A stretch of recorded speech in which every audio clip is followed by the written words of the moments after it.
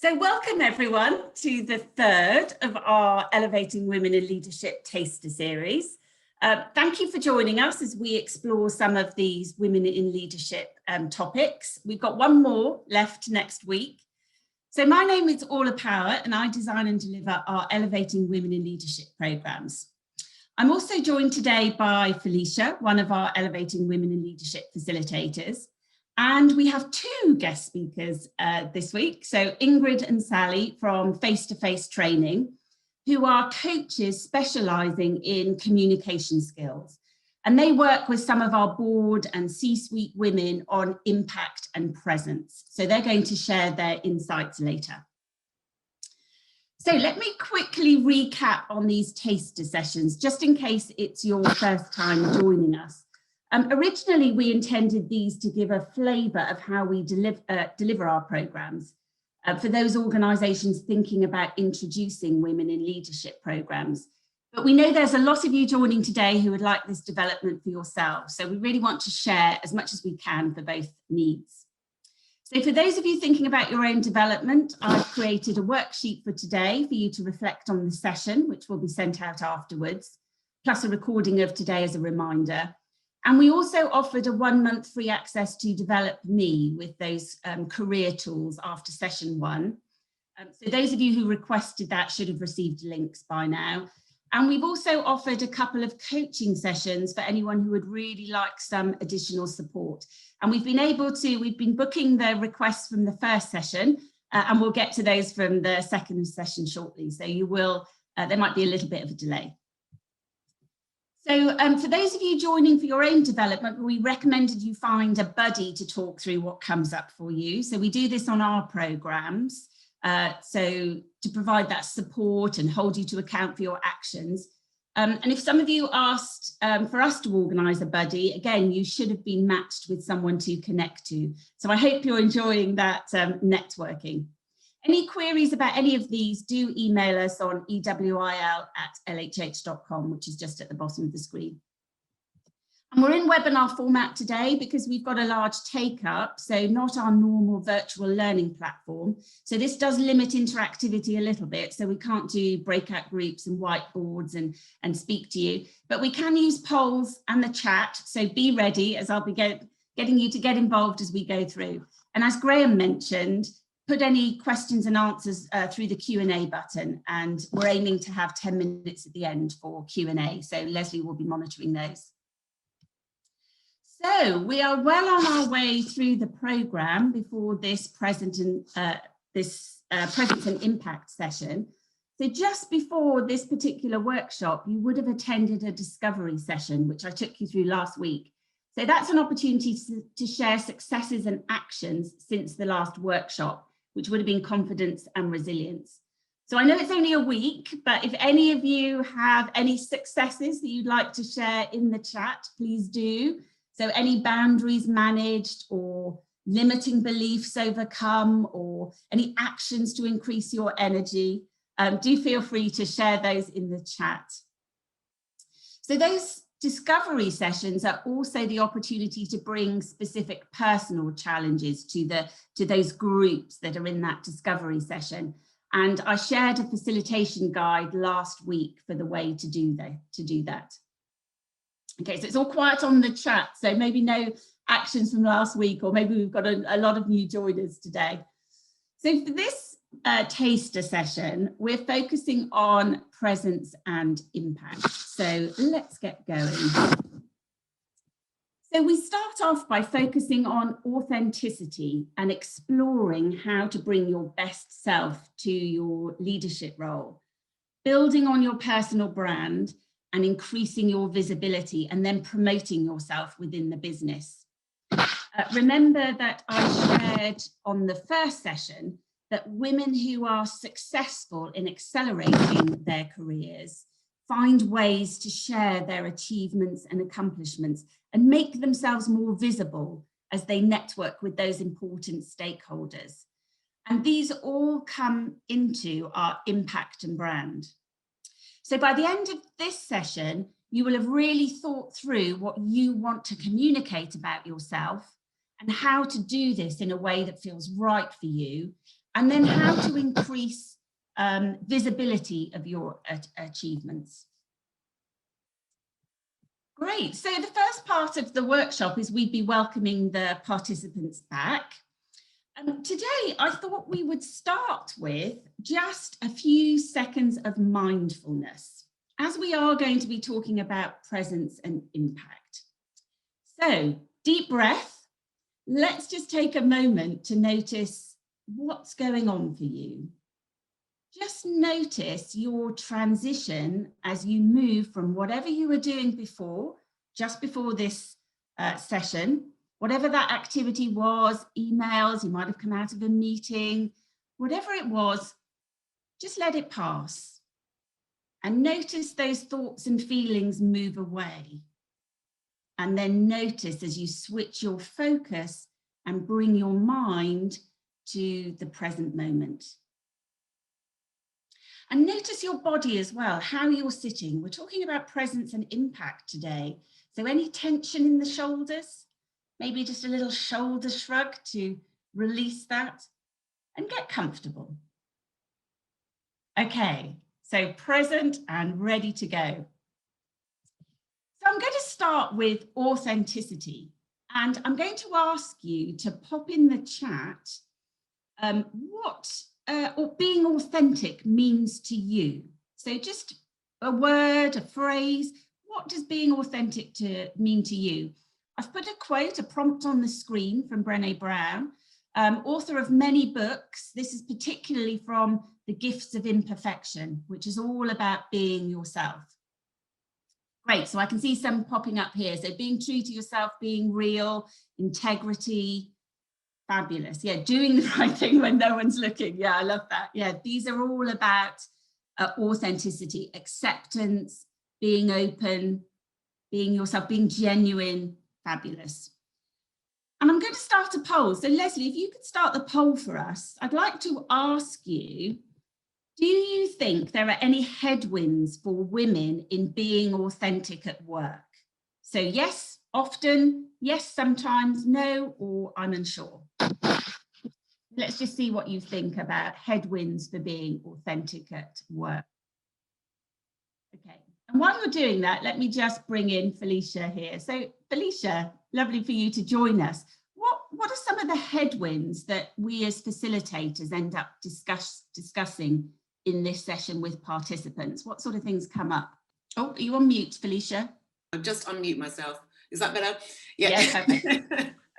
I know that's the standard phrase during you're on mute, during lockdown. Yeah. I'm on mute. Yes.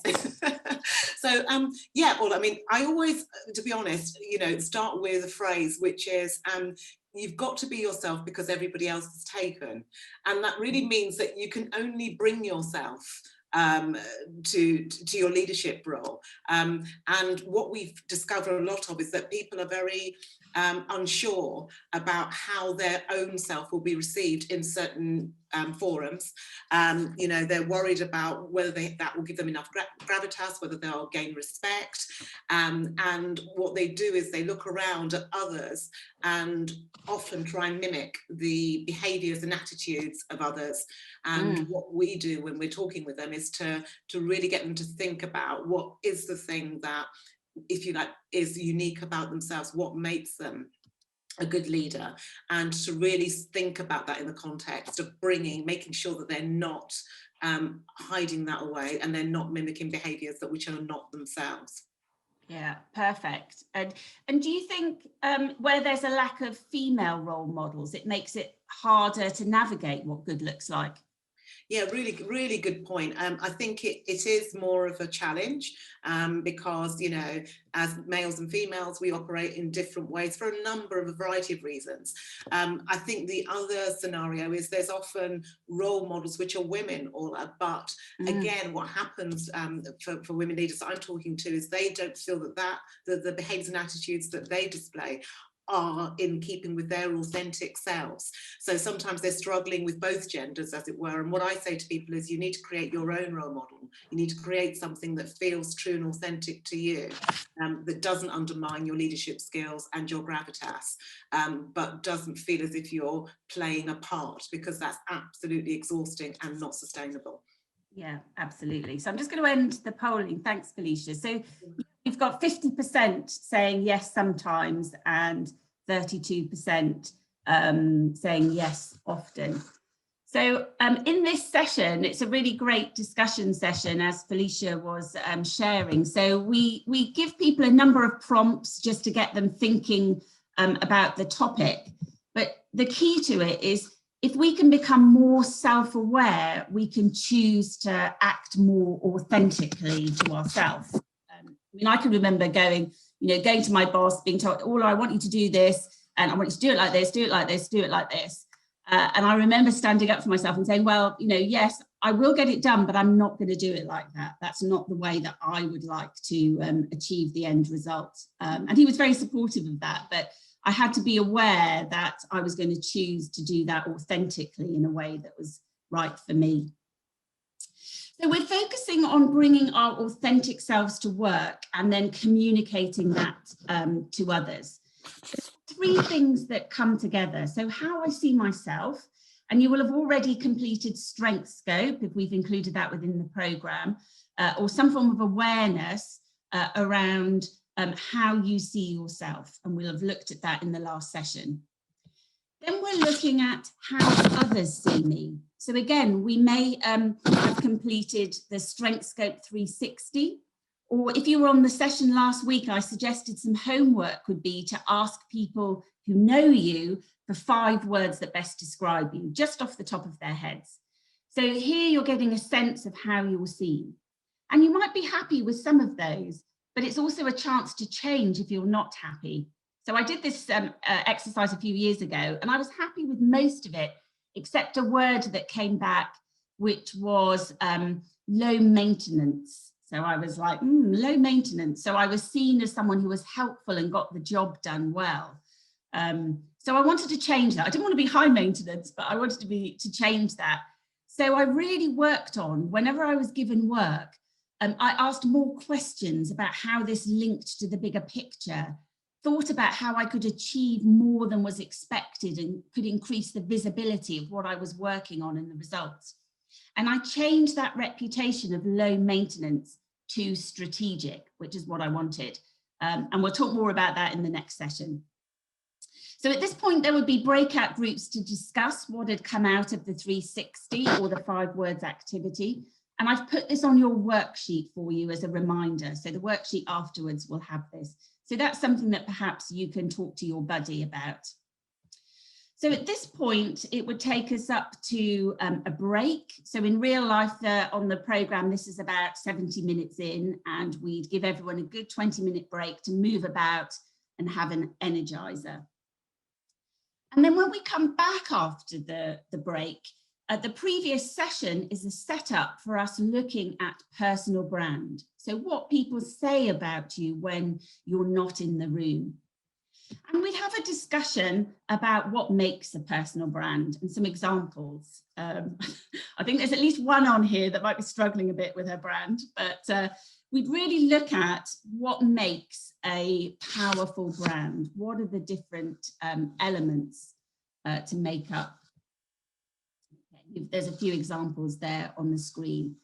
And we use the brand pyramid model to help participants to start to frame their personal brand. So thinking about their values, strengths, and achievements. So both of these we've looked at in the last session, so they can bring that, that knowledge to this. And then start to think about my proposition and essence.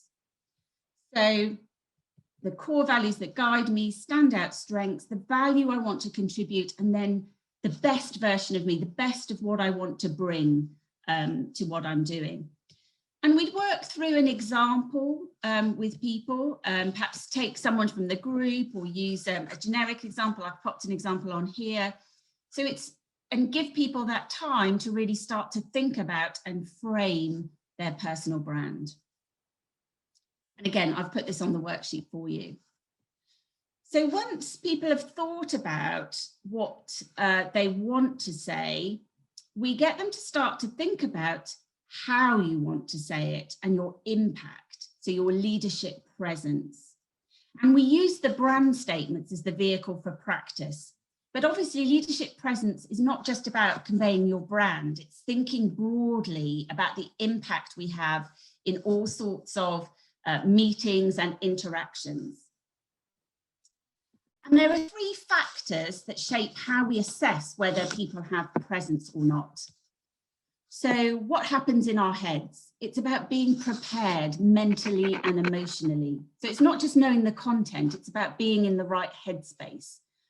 We mentioned last time, what do you tell yourself matters? So getting into that strong headspace.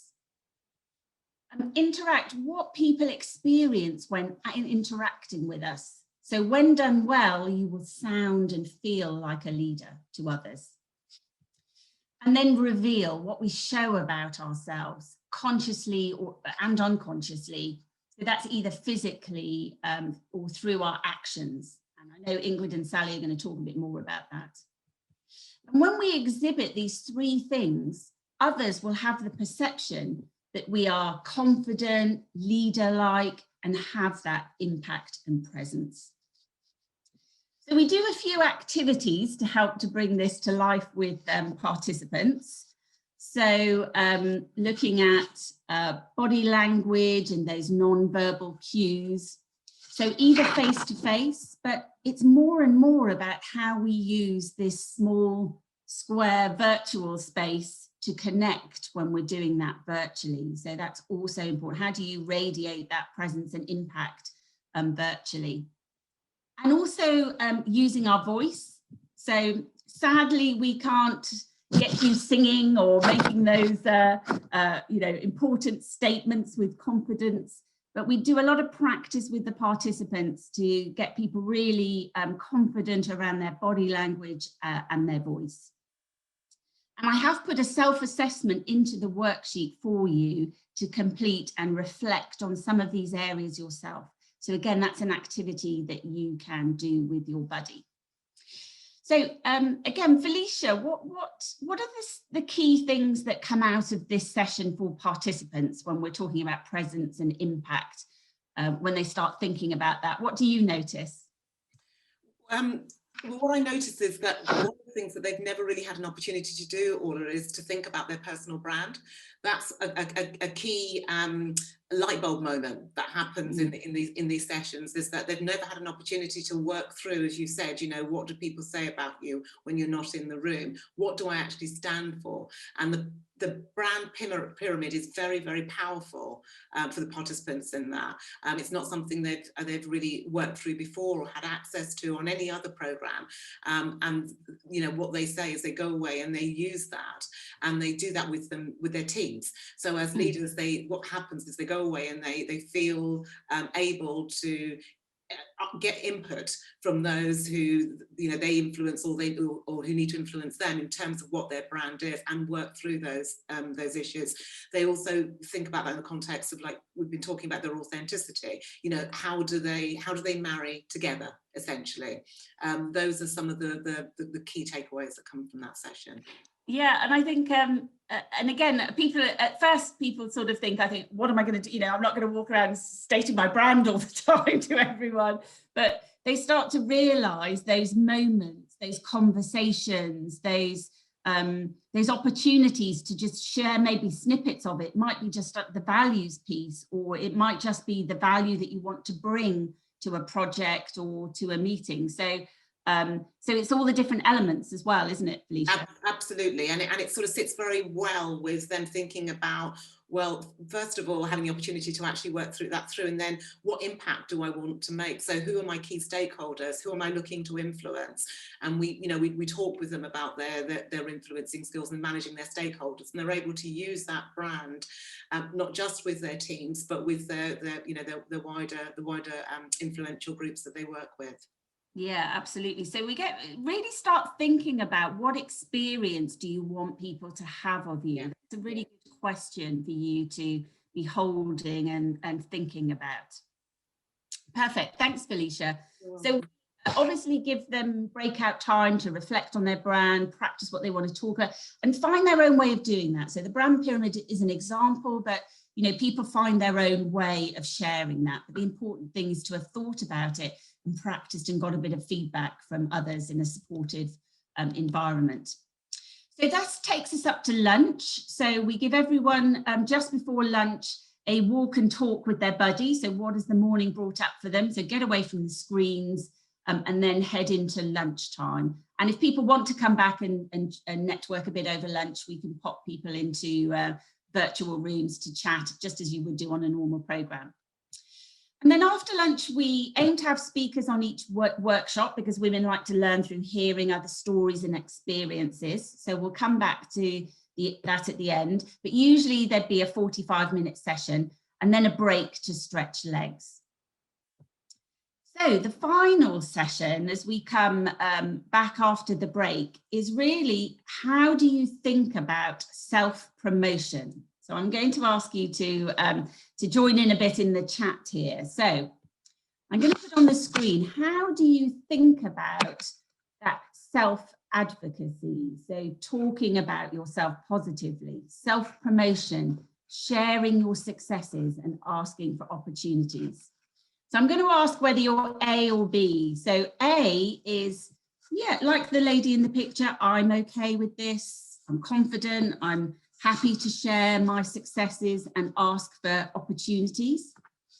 Or are you B, a bit more like this, where it's a bit awkward and a bit cringe? So I can see the chat starting to work. So B. So I'd love to see some A's. That's fantastic to see some A's. So holding that confidence, yeah, I feel okay to do that.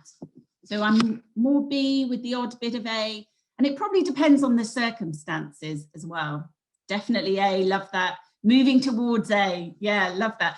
So this is an area that I definitely have worked on over the last few years. So definitely feeling more in that awkward piece. So if it is something that you feel a little bit more reticent about, try thinking about, first of all, what is the story that you're telling yourself? So we talked about this in the last session about limiting beliefs, but what is it you might be telling yourself? And then how could you reframe that into something that's more positive or makes you feel more comfortable, takes away that awkwardness? For me, my reframing is about, if I feel it's about sharing learning, so rather than me, it is about, I want to share, you know, we've had this success and I want to share some learning about that. That really helps me feel less awkward about doing it. So, I mean, even just this week, we had a big success on Friday where one of our clients made it to the Times top 50 employers for women. And I really had to get over myself to be able to share the news positively and not minimize my contribution. So that's what we're doing when we sort of feel a bit awkward or play down the part that we played. We're minimizing that contribution we might have made. So we asked participants to reflect on whether they're aware of doing anything that reduces our impact or minimizes our contribution. So I'm going to poll you. Let's see what this group thinks. So Leslie, if you can set the poll up. So do you make any of your successes or strengths smaller? So do you do any of these? You can tick as many as you like. So do you over apologize when it's not your responsibility or there's no real reason to do so? Start your emails or sentences with, I'm sorry, Bert, or I'm sorry to interrupt you, I'm sorry to bother you. I notice myself doing that, definitely. Or hedging. So I might be wrong, but, or I don't know who else thinks this, or, perhaps I don't know as much as everyone else, but usually there's a but in there, isn't there? So that's the hedging.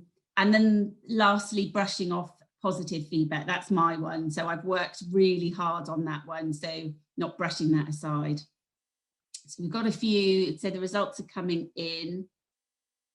Yeah. So it looks like, brushing off positive feedback. Someone's put in the chat, I make a conscious decision not to be a sorry skirt. I've not heard that phrase before. Yeah, absolutely. So just being really conscious of it. So we get participants to become aware of triggers or situations that happens and then rework some of them.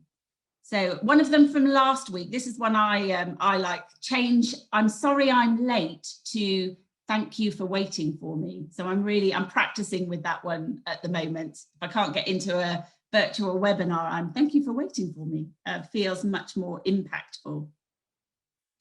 Brilliant. So what have we got? Let's close the poll. What have we got? I think brushing off positive feedback is the most popular one. Yeah, and a few none of these. So it might be something else, or where I've been working on this yourselves and not doing that. Fantastic.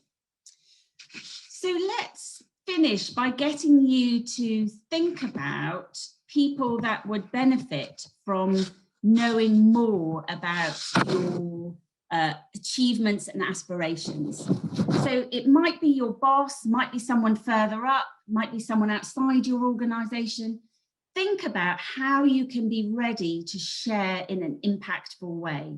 So when someone next says, you know, this is the old me, you know, great job, Orla, instead of saying, oh yeah, thanks, you know, the new me would say, you know, thank you. Yes, I'm really pleased with how I dealt with that demanding client. You know, the project was at risk, but I really enjoyed getting that client back on board so we could deliver to a really high standard. And, you know, if you've got any more big projects like that, I'd love to do more of those. So that's the new me. So the structure there, so this might be helpful. Again, it's in your worksheet.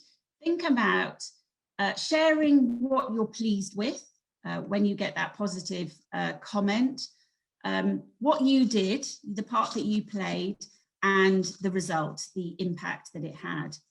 And then don't forget this last piece, ask of that person, or it could be a reinforcing message. So yeah, I think this really plays to my strengths, or this is how I really want to add value to the organisation. So that's what I've been working on. And as I say, I've put the structure in the worksheets, and we get everyone to practice this in the session.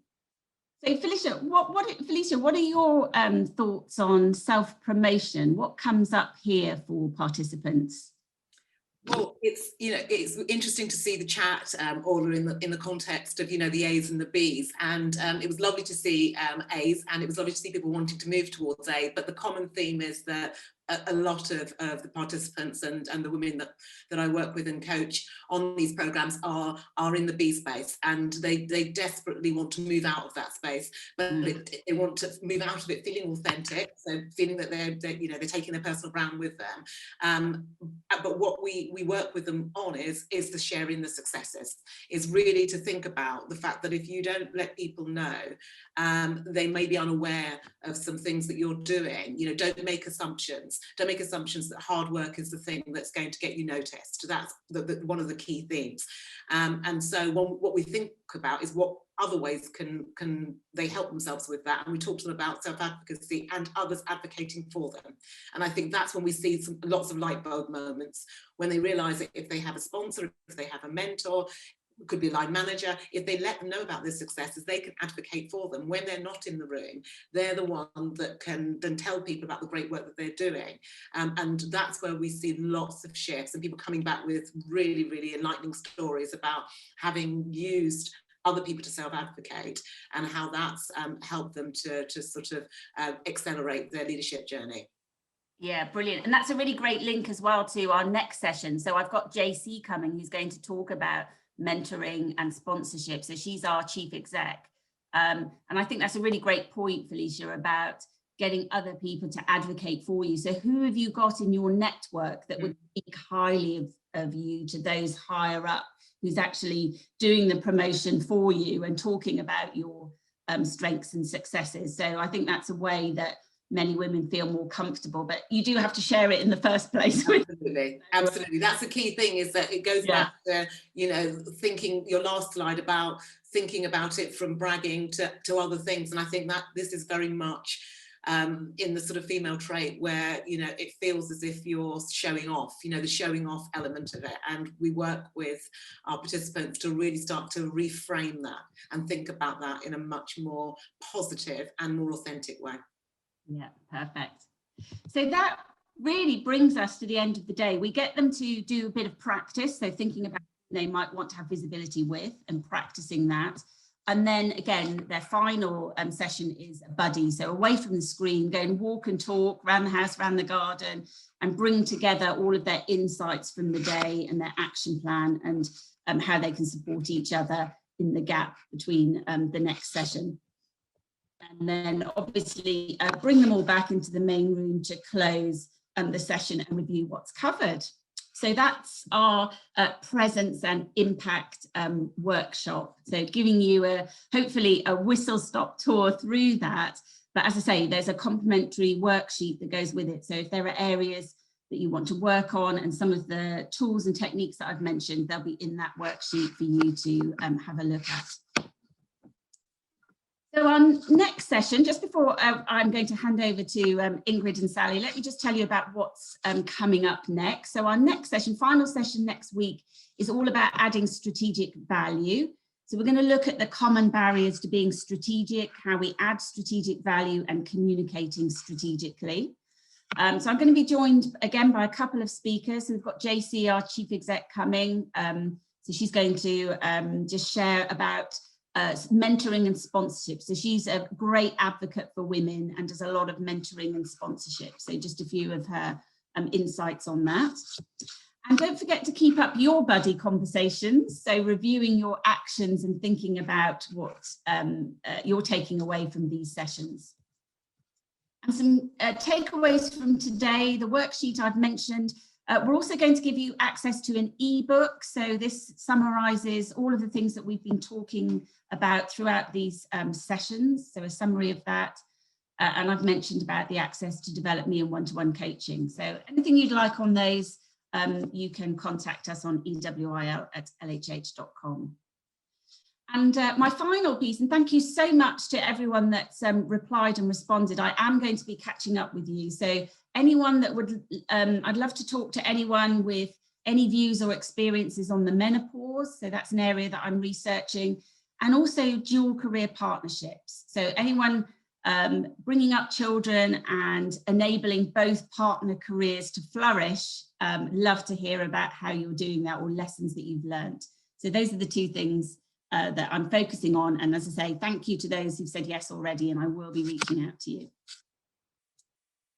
So let me introduce Ingrid and Sally. I'm going to hand over to them. I'll come off the screen so you can see them. So they're going to share their insights and give you a different take on presence and impact. So let me just stop sharing. Perfect. And then I'll switch off my video so you can focus on Ingrid and Sally as well. Hello, everyone. Very nice to be here today and to hear about that really exciting workshop, Orla, and really played into the kind of work that we do with clients. So I'm going to tell you a bit about what Ingrid and I do. Our company is called Face to Face, and our background is in acting. So with Face to Face, what we've done is we've taken the skills and the techniques that actors use to support them in their work, and we've adapted them for people in the business world so that you can take greater control of your communication. Now, crucially, we're not teaching people to act, so you can relax about that. What we're interested in, and this keys into what Orla was saying, is people's authenticity. So we want people to be feel completely themselves, but be able to perform at the top of their game when they need to, and particularly under pressure, because that is so often when our communication starts to, or we feel either our voices or our bodies start to undermine us when we're under pressure, and we need to take control of those areas in order to perform well. So we use the techniques that stage actors use in particular. That's when we're looking at face-to-face communication. Of course, during the pandemic, our experience on screen has been hugely useful for our clients, helping them to understand how they can communicate effectively in this kind of little box, which is a challenge, but can be done. So why stage actors when it's face-to-face? Well, actors have to, might turn up at the theatre, they might be doing a long run, and yet they have to give the best performance they can every single night. And that repetition can get very difficult. You can turn up at the theatre and have had a bad day, or something awful's happened in your personal life, or you've fallen out of love with the play, or had an argument with one of your fellow actors. But whatever that is, you've got to put that aside and be able to perform well. So actors have developed strategies to take control of their communication, so that they can control what their voices do, they can control what their bodies do, and they can control the content, so that they can tell the story successfully and effectively night after night. So that's what, with our clients, we're taking those techniques that allow us to do that and passing them on, so that in business, people can, if they have a meeting, a presentation, an interview, whatever it is, they know that they're going to be able to control those areas of communication. And those subliminal areas of communication are, of course, so important. I mean, we know that the statistics bear it out. I'm sure you might have heard of these statistics, but I'll give them to you anyway. And there have been a number of studies, but the proportions usually come out more or less the same. So 38% of the information that we take in from other people comes from tone of voice, 55% comes from body language, and only 7% are the actual words that you say. So you've got to get those words right, but if you don't deliver those words in an effective way, then you're not going to be as effective and successful as a communicator. So we work with our clients so that they can start to take control over those areas, and so that their voices and their body language can reflect who they are, what they stand for, and get their ideas over persuasively and effectively. Now, an area that comes into this, and in order to be able to do that, to take control of those areas, we have to be in a relaxed and energized mode. And I'm sure a lot of you have had experience of performance nerves, and we get it with our clients a lot, that the fight or flight kicks in. You've got a presentation, you might just be talking at a meeting, and the fight or flight response kicks in, and that can have a profound effect on your communication. So particularly for women, we find that the breath can start to go. And when the breath goes, when you're finding breathing difficult, then of course the voice isn't powered. The voice for women particularly can go up in pitch when you're under pressure, and that doesn't send those messages of gravitas and authority that you want. So being in control of the fight or flight response is crucial to being able to communicate well.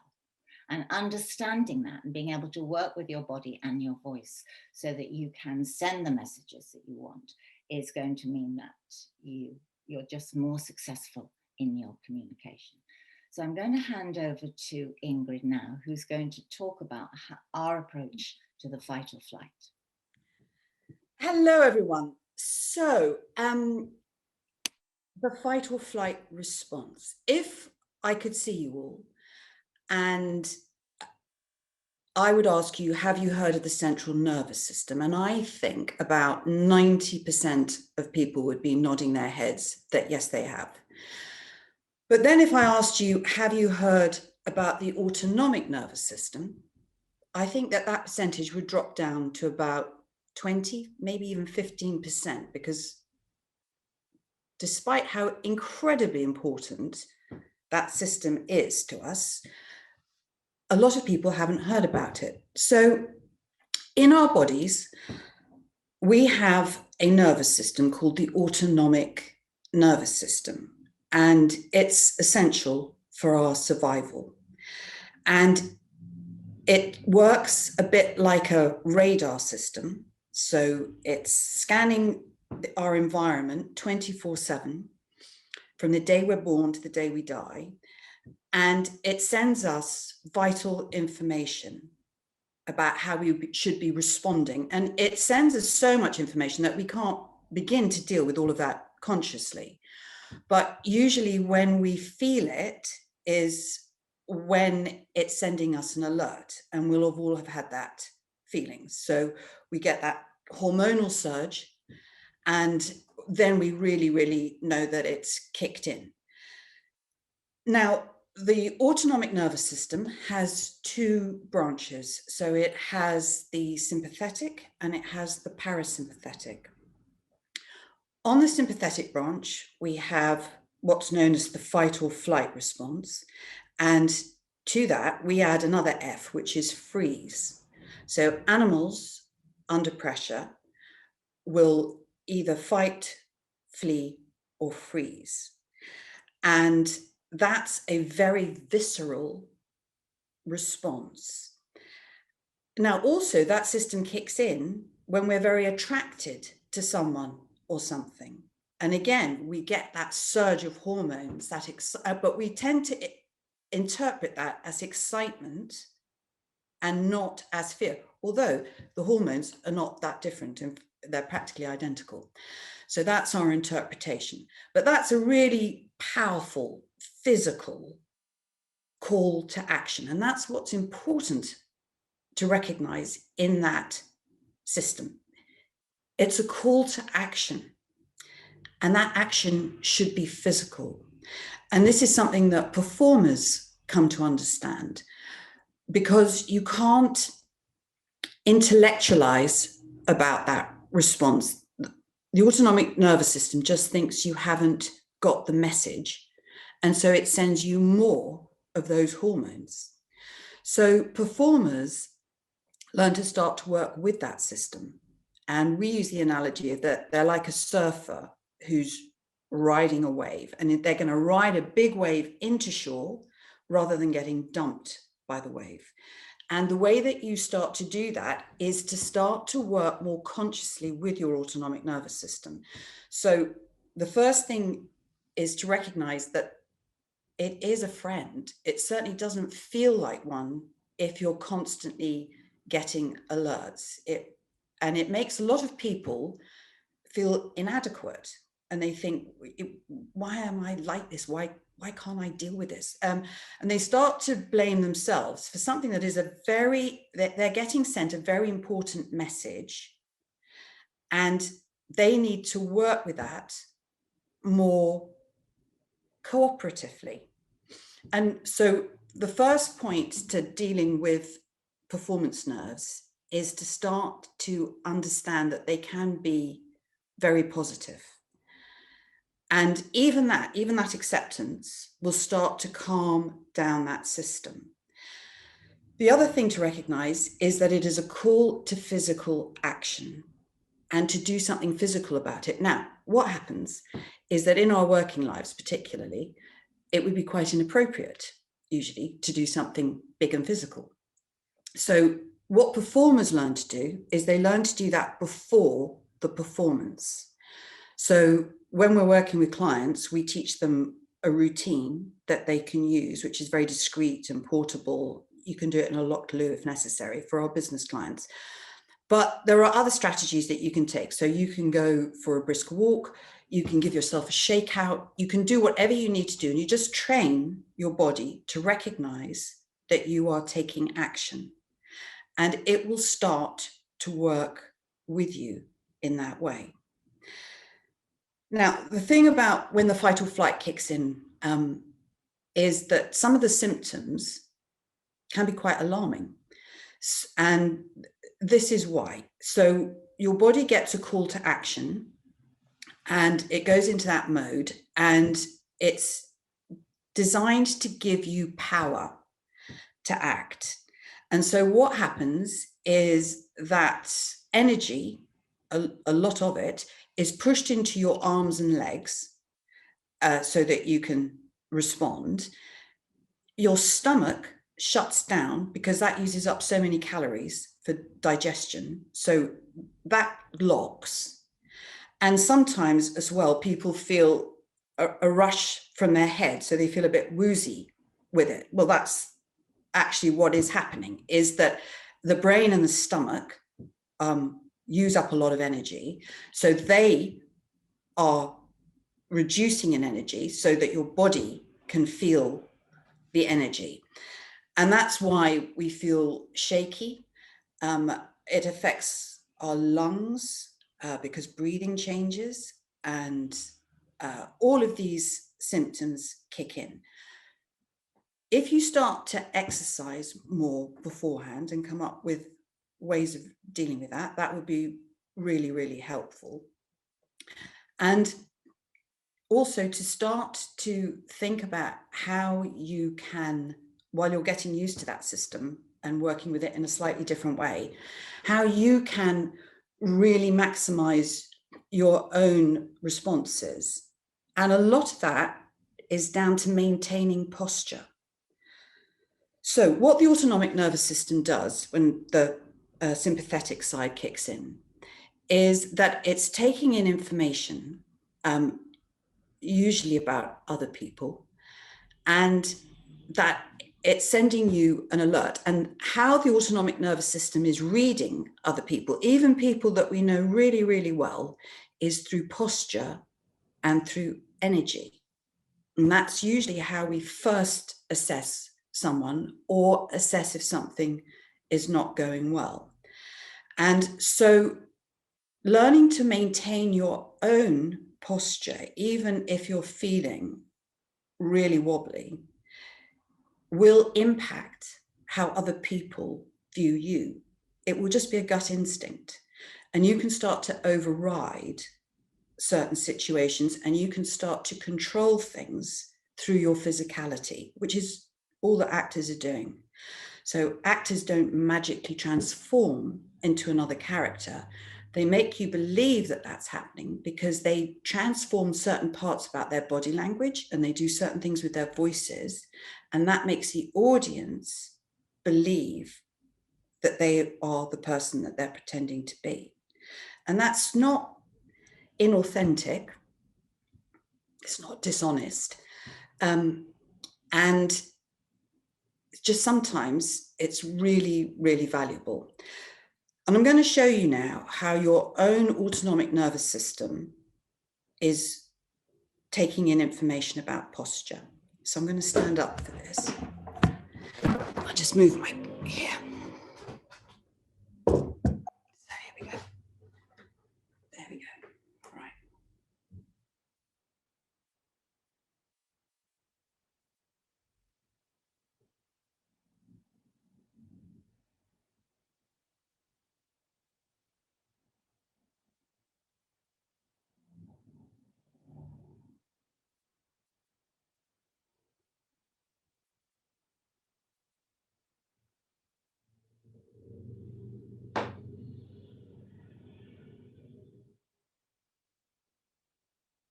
Now,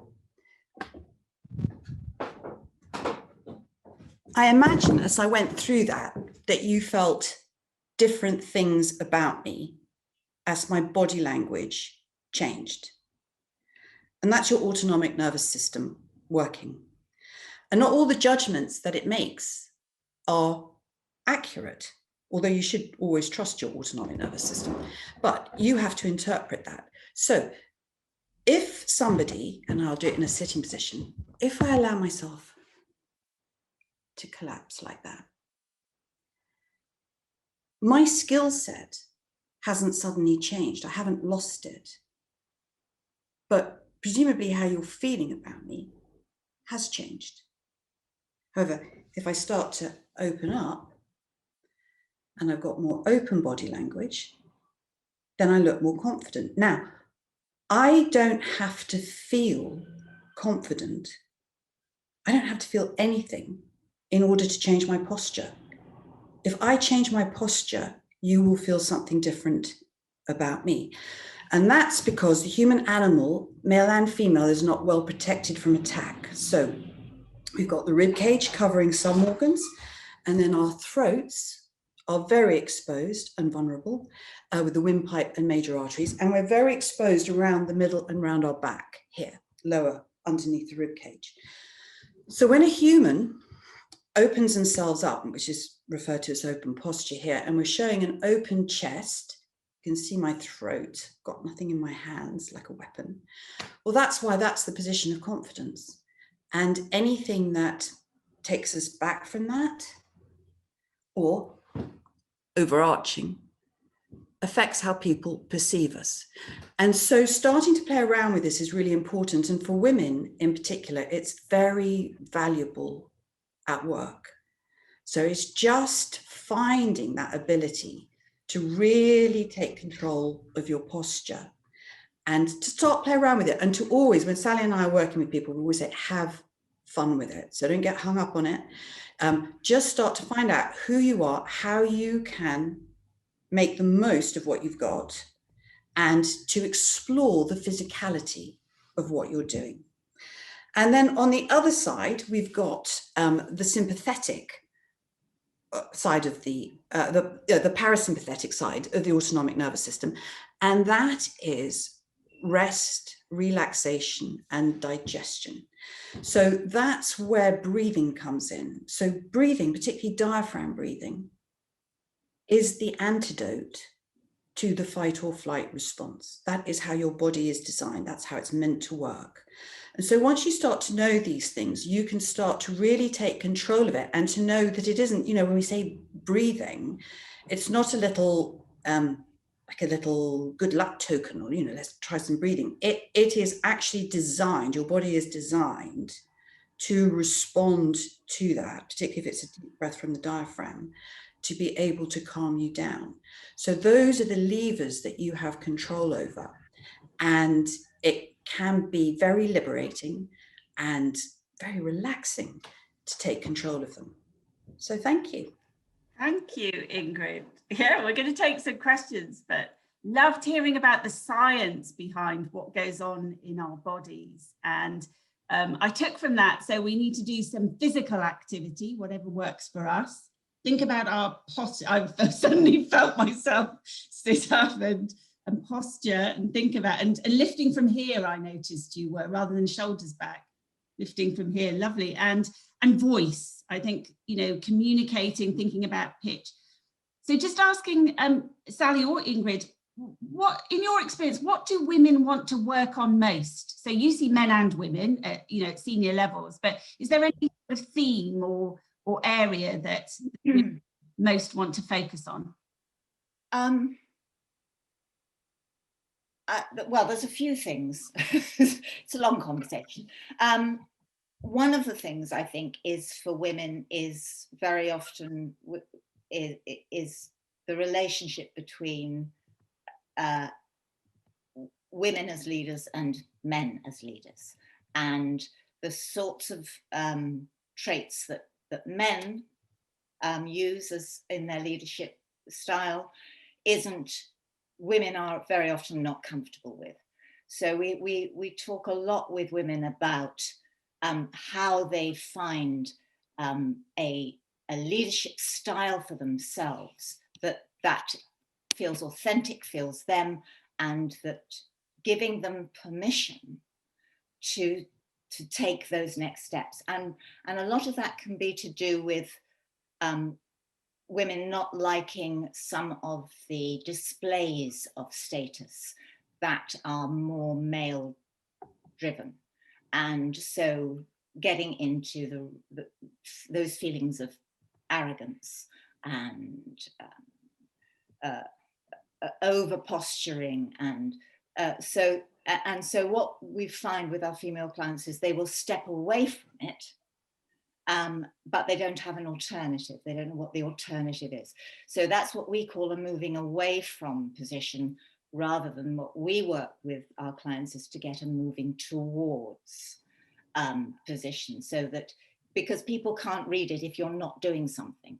They just know, you know, you're just not doing it. You're not doing something else instead. So we work physically on giving women the presence, the physical presence. Now, we're smaller than men very often, and we don't take up as much space. We don't feel we have the permission to spread out, lean on things, you know, have your legs up, sprawl around, as men will do, in, you know, and think that's perfectly valuable, perfectly valid. Women don't feel we have that permission, but we have to find alternative physical ways to show our authority and our right to be there. You know, so yes, so we work with that, and on voice, of course. So getting those chest notes, what we call chest resonance, which brings those lower notes. We work with our female clients on developing their voices so that they carry those those lower tones that we recognize as gravitas. Brilliant. I've got there's so many questions coming in. I want to get a couple. We've got a couple of minutes left, but and I'm happy to run over, but I know some people have to leave. But so two similar ones, but what happens if you're put on the spot to talk and get nervous? Or is there a physical or verbal technique when you sort of, you know, get those nerves? Sorry, and then sort of linked to that, it says if you feel you're losing your audience or the group. So if you feel that you're losing the audience or the group, you should possibly just raise your energy level a little bit. So vocally and physically. And as performers, Sally and I are very experienced to misbehaving audiences.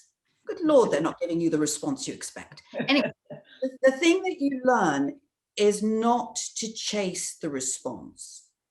So, so for inexperienced performers, they will invariably focus on the persons that they are losing. I would focus on all the people who are giving me the response I want and make the others fall in line. So I wouldn't. So in a meeting, would that look like, you know, perhaps shifting your body more towards, if you're getting some positive? I just send, and I wouldn't do it obviously, I would do it all through subliminal signals, but I would just make it clear in a very, very nice way what response I expect to get. But if in terms of energy, you do know, and obviously actors have to work with this night after night, you know, because you'll be backstage listening to the tannoy, you hear how the show's going. Sometimes you know you're going to have to come on, you're going to have to pick the energy up, and then you get the audience back. And something we have noticed in the corporate world is that, understandably, because you're not trained professionals in performing, once a meeting starts to get under-energized, very rarely will anyone pick the baton up and go, I'm bringing this back to life. There are a couple of people who have a gift for that. But to just recognize collectively that that's a generous thing to do is let's get it going again.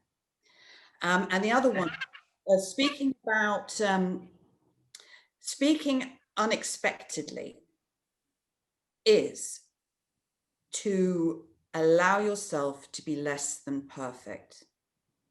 I love that, yeah. Just do not get hung up on every single word has to be just right. Just go with the flow. If you're on top of your job and you know what you're doing, allow the words and the ideas to present themselves to you. And if you're exploring that, that's fine. You don't have to apologize for that. And just and the fact that it's all right not to know everything. So yeah. It can be a real position of strength to say, I don't know the answer to that question, but I can find it out, but I don't know what it is. And to try and answer a question when you don't feel confident of the answer can be worse than actually just. And I think that's very often quite a strong position to take. Yeah. Brilliant. Well, we're going to have to stop there. There's loads of positive comments in the chat. I think what you've talked about, Sally and Ingrid, has really resonated with everyone that's joined us today. So there's lots of positives around agreeing, and it's got people really thinking about presence and impact, which is what we wanted. So thank you so much, both of you, for joining us. And hopefully it sounds like everyone's found it a really useful session today. So thank you, and we'll see you all in a week's time. Thanks to Felicia as well for working with me today. And yeah, we'll see you all in a week's time.